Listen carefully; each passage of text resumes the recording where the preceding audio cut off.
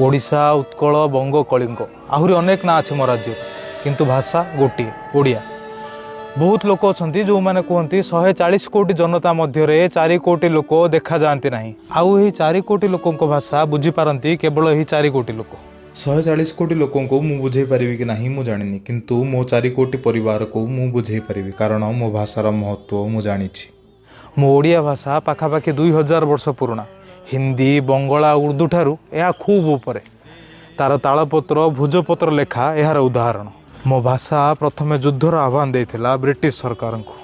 मो कलिंग माटी चंडाशोक को धर्माशोक परिवर्तन करिछि। कुलवृद्ध मधुसूदन दास, व्यासकवि फकीरमोहन सेनापति, कर्मवीर गौरीशंकर राय, राधानाथ राय, मधुसूदन राव, गोपबंधु दास, नंदकिशोर बल, गोदावरीश मिश्र, गोदावरीश महापात्र, भंजकवि उपेन्द्र भंजक सहित आहरी अनेक महान व्यक्ति विशेषकर अवदान रही।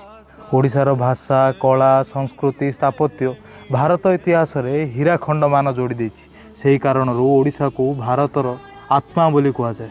शरीर क्षीणस्थायी किंतु आत्मा अमर। मो भाषा हेउची नवकोटि कर्णाट कलवर्गेश्वर भाषा। मो भाषा हेउची खारवेल भाषा। मो भाषा हेउची जगतर नाथ जगन्नाथ भाषा। यही कारण मो भाषा मु गर्वित। आमे ओडिया, मो भाषा बढ़िया।